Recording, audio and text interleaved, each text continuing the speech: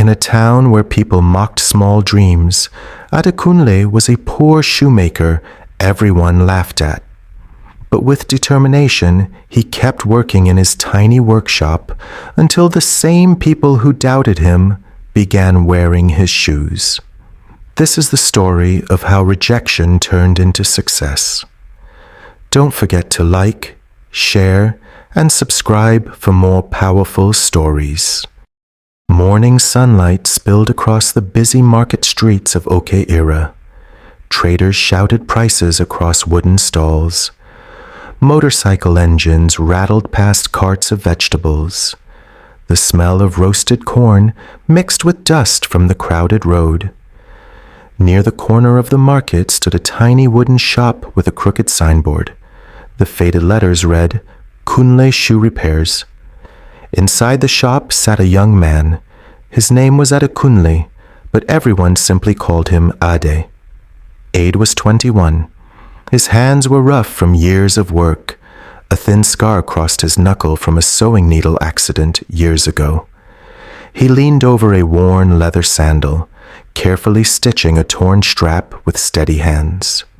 Beside him sat an old metal toolbox filled with thread, nails, glue, and scraps of leather. Ade had been working since dawn, not because he loved waking up early, because he had bills to pay. Years earlier, the same shop belonged to Ade's father, Adekunle. People in the town respected the old man. He had a reputation for fixing shoes so well that customers joked he could bring dead sandals back to life. But 3 years ago, illness struck. The sickness slowly drained Adekunle's strength. Eventually, he could no longer sit at the workbench. Within months, he passed away. The small shop became Ade's responsibility. At 19 years old, he dropped out of college and took over the workshop. Some people respected the decision, others mocked it. Around mid-morning, laughter erupted outside the shop. 3 young men and 2 young women approached the doorway. They were all around Ade's age. One of them stepped forward. His name was Sadiq. He had grown up in the same neighborhood as Ade, but while Ade worked in the shop, Sadiq worked as a junior banker in Lagos and visited the town occasionally. Sadiq leaned against the doorframe. "Well, look at this," he said, "the famous shoemaker." The others laughed. One of the women crossed her arms. "Aye, you're still fixing slippers?" she asked. "You're 21 now." Another man added mockingly, "Everyone else is chasing real careers. Law, business, engineering." Sadiq smirked. "But you," he pointed at the bench, "you're still sewing sandals." The group burst into laughter. Ade kept stitching the sandal quietly. He had learned something important over the years. Arguing with people who enjoyed mocking others was pointless. Silence often irritated them more. Eventually, Sadiq shrugged. "Come on," he said to the others. "Let's go." As they walked away, he threw one last comment over his shoulder. "You'll still be fixing slippers when we're all driving big cars." Their laughter faded down the street. Ade finished stitching the sandal and set it aside. But he remembered something his father once said, "Never feel ashamed of honest work." Ade picked up another shoe and kept working. The unexpected customer. That afternoon, a tall man walked into the shop. He wore a clean suit. His shoes were expensive but damaged. The sole had separated near the heel. "Do you repair shoes here?" the man asked. "Yes," Ade replied. The man removed one shoe and placed it on the bench. "Several cobblers have tried fixing this," he said. "It keeps breaking." Ade studied the shoe carefully. The leather was high quality, but the stitching was weak. He looked up. "I can fix it." The man raised an eyebrow. "You're confident?" Ade shrugged. "I know leather." The man sat on a stool and watched. Aid worked carefully, removing the weak thread, reinforcing the inner lining, stitching the leather with thicker cord. 30 minutes later, he finished. The man inspected the shoe, bent it, twisted it, pressed the sole. It held firm. He looked impressed. How much? 2,000 naira. The man placed 10,000 on the bench. Aid blinked. That's too much. The man smiled. No, that's the price of skill. Then he extended his hand. My name is Mr. Bello. Aid shook it. Ode. Mr. Bello looked around the tiny workshop. You have talent, he said. Then he asked a question that would change everything. Have you ever thought about making shoes instead of just repairing them? Aid froze, because that exact thought had crossed his mind many times. Yes, he admitted quietly. Mr. Bello smiled. Good, because I think you should. That night, Aid sat outside his small home with his mother. Mama, he said, what if I start making shoes? She looked surprised. Making them? Yes. She thought for a moment. Your father always said your hands were steady. Then she added something important. But remember something. What? People laugh before they clap. Aid nodded slowly. The idea felt risky, but it also felt right.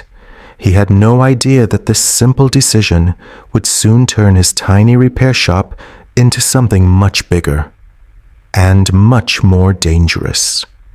Because somewhere across the city, someone powerful was about something much bigger and much more dangerous. Because somewhere across the city, someone powerful was about to hear about the shoemaker in the dusty workshop. The next morning, Mr. Bello returned with a leather bag. Inside were professional tools, high-quality leather, design sketches. I run a shoe distribution business, he explained. I import shoes and sell them across Lagos. He placed the materials on the bench. But imported shoes are expensive.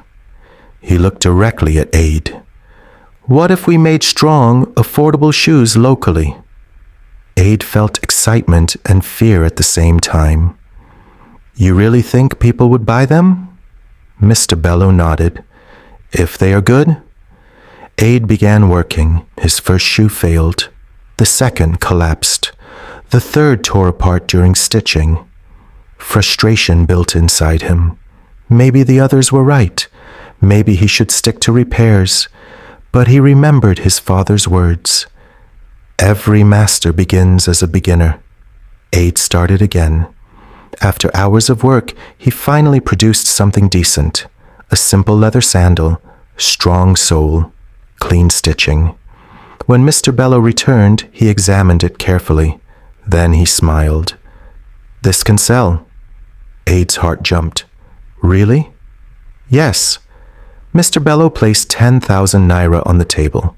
Make 10 pairs. That night, Aid worked until sunrise. His dream had begun. Within weeks, Aid's sandals began selling in the market. People liked them. They were affordable, strong, comfortable. The brand needed a name. After thinking carefully, Aid chose Forward Steps. The sandals spread across nearby markets. Demand grew quickly. Even Sadiq noticed. One afternoon, he stopped by the shop. People are actually buying these, he asked. Ade nodded. Sadiq looked slightly uneasy. Well, good luck, he muttered before leaving. But success attracts attention, and not all attention is friendly. In a large office in Lagos, a wealthy businessman examined one of Ade's sandals. His name was Chief Adewale. He owned one of the largest shoe import companies in the country. His assistant spoke carefully. Sir, these sandals are becoming popular. The chief frowned. Who makes them? A local shoemaker. Name? Adekunle. The chief leaned back in his chair. Competition from a small workshop? Unacceptable. Find him, he said coldly. One night, Ade worked late. Suddenly, smoke filled the shop. Flames rose along the back wall. Someone had set the building on fire. Neighbors rushed to help, but the wooden shop burned quickly. By morning, only ashes remained. Ade stood silently beside the ruins. Everything was gone. His tools, his leather, his workbench. Then Mr. Bellow arrived. He placed a hand on Ade's shoulder. "We rebuild," he said. Ade looked at him. "But why would someone do this?" Mr. Bellow's expression darkened. "Because you are becoming competition." 3 days later, construction began. A stronger workshop replaced the wooden shack. Concrete walls, better tools, more workers. Ade trained 2 apprentices. Production increased, soon. Forward step sandals were selling across multiple cities. Even Sadiq returned one day to buy a pair. "I shouldn't have mocked you before," he admitted quietly. Ade simply nodded. Months later, a luxury car stopped outside the workshop. Chief Adekunle stepped inside. "I own the largest shoe company in Lagos," he said calmly. "I'll pay you to stop producing shoes." Ade shook his head. "No." The chief's eyes hardened. "You cannot compete with me." Ade pointed at the shelves filled with sandals. "I'm not trying to compete. I'm building something." The chief left with a cold warning. "We'll see how long you last." 10 years later. A decade passed. Forward Steps became a national brand. Factories produced thousands of pairs daily. Hundreds of workers stitched leather across large production halls.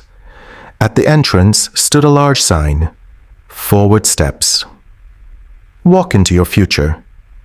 Visitors touring the factory asked a guide, "What made the founder successful?" The guide smiled and pointed to Ade speaking with workers. "He kept working even when people laughed." Across the factory floor, Ade looked out the window. He remembered the dusty workshop, the mockery, the fire, the struggle, and he smiled, because sometimes the strongest brands rise from ashes.